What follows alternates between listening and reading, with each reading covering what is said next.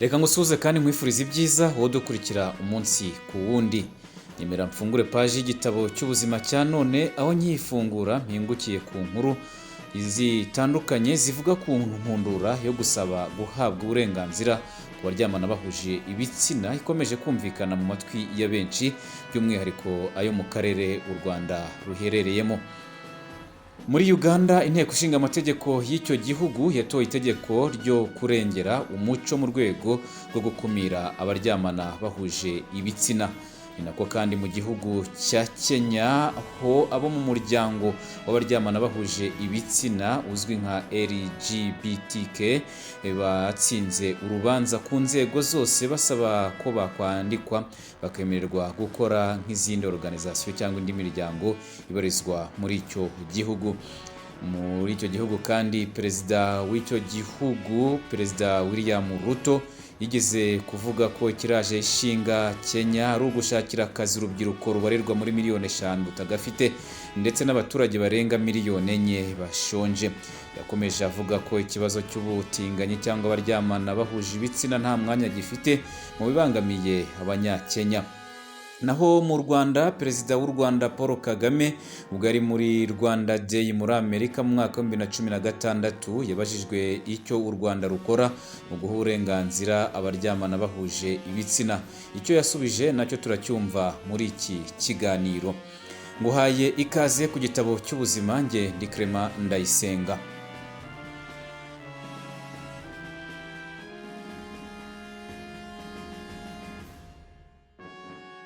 Amategeko ya Uganda yiyemeje guhangana n'abakwirakwiza ibikorwa by'ubutinganyi cyangwa byo kuryamana bahuje ibitsina bizwi nk'ubutinganyi bifashishije amafaranga.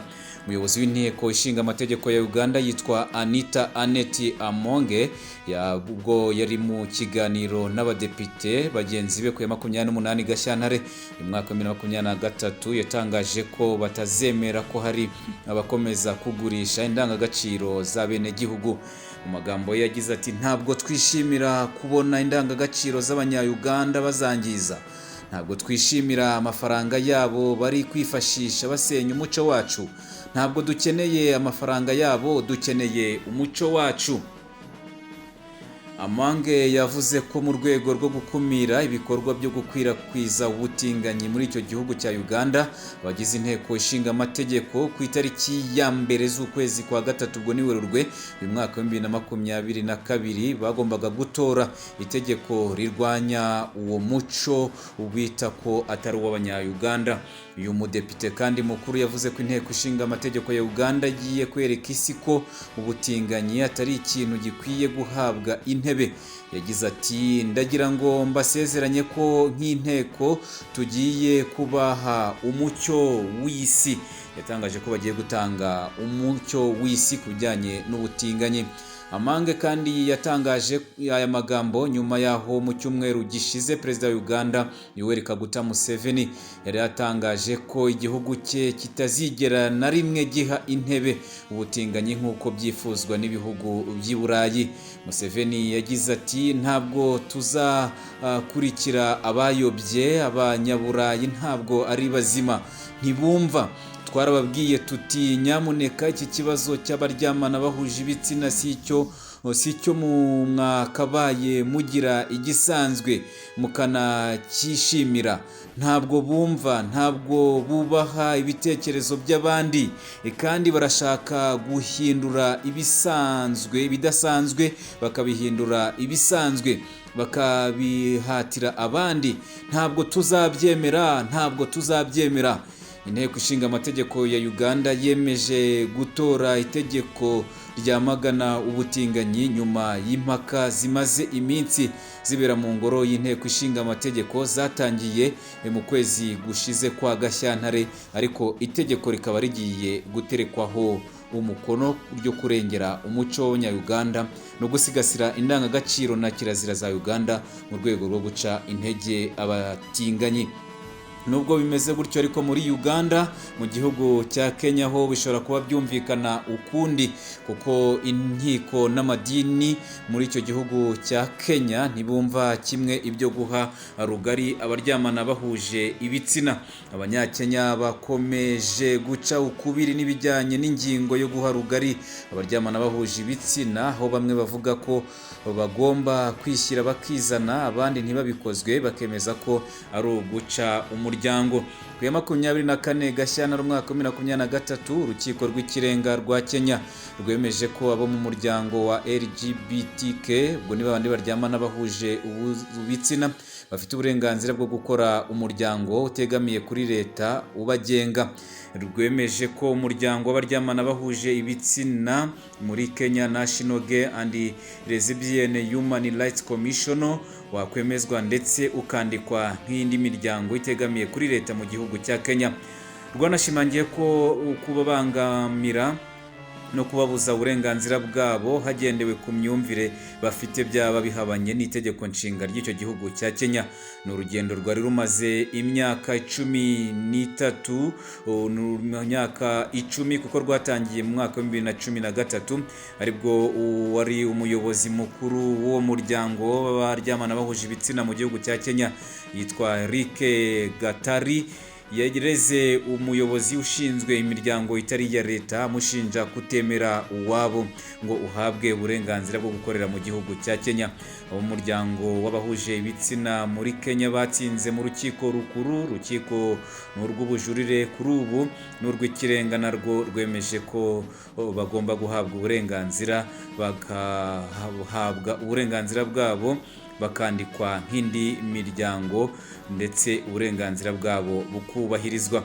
Perezida w'inteko ishinga amategeko umutwe w'abadepite muri Kenya yitwa Moses Francis Masika Watengura yavuze ko nubwo igihugu kitagira idini kibarizwamo bagomba kwibuka ko igihugu kigendera ku iyobokamana, bityo ko urukiko rukwiriye kurinda indangagaciro z'icyo gihugu. Intumwa nkuru ya leta Justin Muturi nawe yavuze ko yizeza abantu kumvisha urwo rukiko ko iki kibazo kitajyanye n'ubutabera cyane, ahubwo hagomba kurebwa indangagaciro n'umuco w'igihugu bya Kenya. Ibi byatumye nabo mu madini n'amatorero muri icyo gihugu bajujutira inzego z'ubutabera ku mwanzuro zafashe wo guha uburenganzira abatinganyi ndetse bakandika n'umuryango wabo. Umuyobozi w'itorero Christo is the Answer Ministries muri Kenya Reverend Tom Otsiye no mu kiganiro na The Citizen yavuze ko ubutinganyi nta cyiza buzana ndetse no guhonyora umuco unagira uruhare mu kugabanya abantu ku isi. Yagize ati umuryango utangirira ku bantu babiri, umugabo n'umugore, bahahura bakarema ikiragano cy'ahazaza. Icyo kintu rero cy'aba baryamana bahuje ibitsina bashaka kurwanya ukororoka kw'abaturage, ni ukwemeza kugira umugore ku wundi, umugabo ku wundi. Mu myaka 30 nta bantu bazaba bakiriho kuko nta bavuka bazaba bahari muri icyo gihe.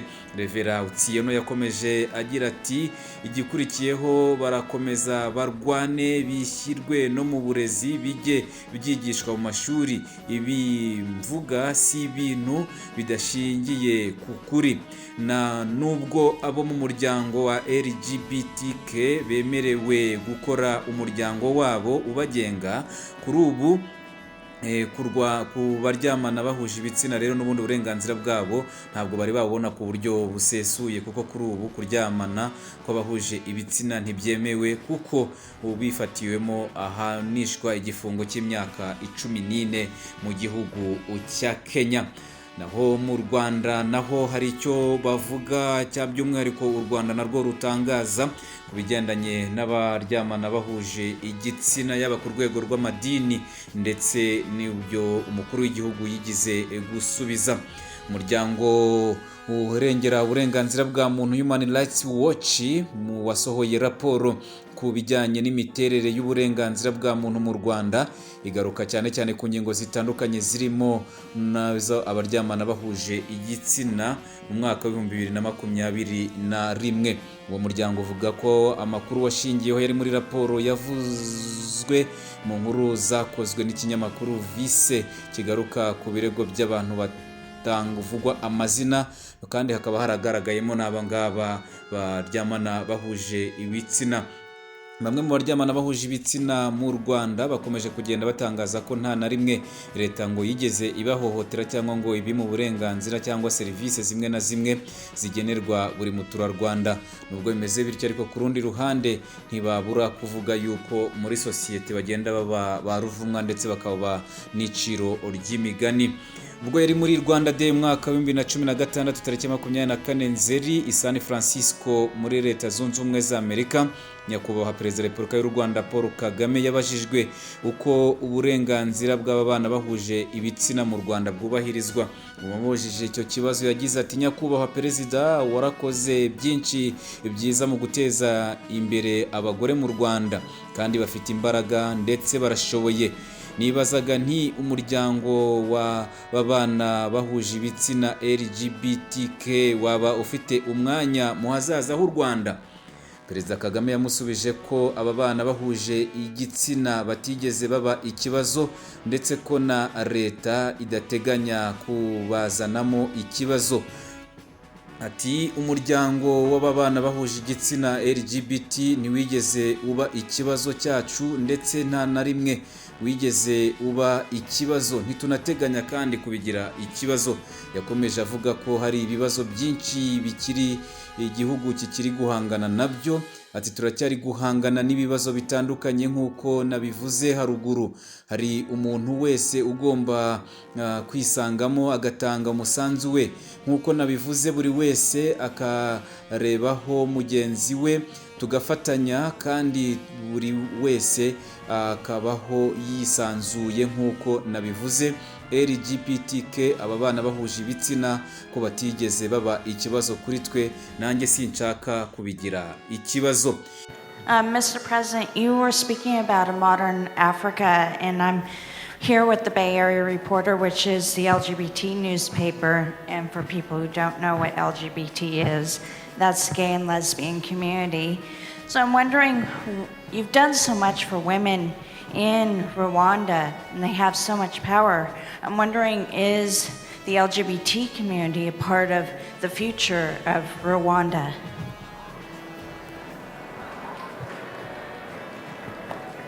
Well, I don't know if I understood what you just asked, but I guess I understand. I have understood. But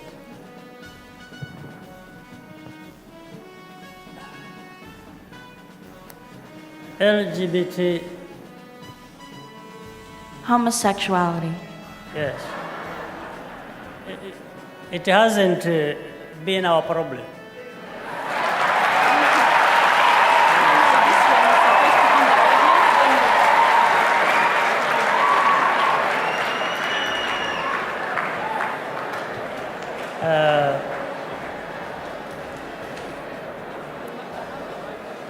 And we don't intend to make it a problem.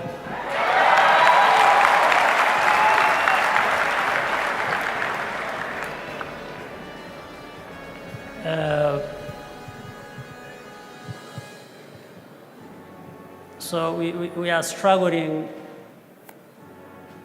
with all kinds of problems we have, and as I said earlier, we want to have everybody involved, participating. That means, as I said, being there for each other again is because we mind being supportive of each other, we mind the stability that comes with allowing people to live in harmony. And I think we've made good progress on that. So this far, since, as I said, that is not a big problem for us, I don't want to make it a problem.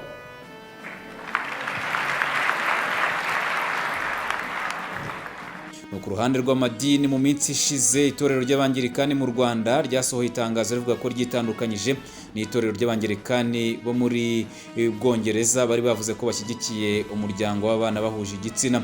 Itorero ryo mu Rwanda ryo ryabiteye utwatsi.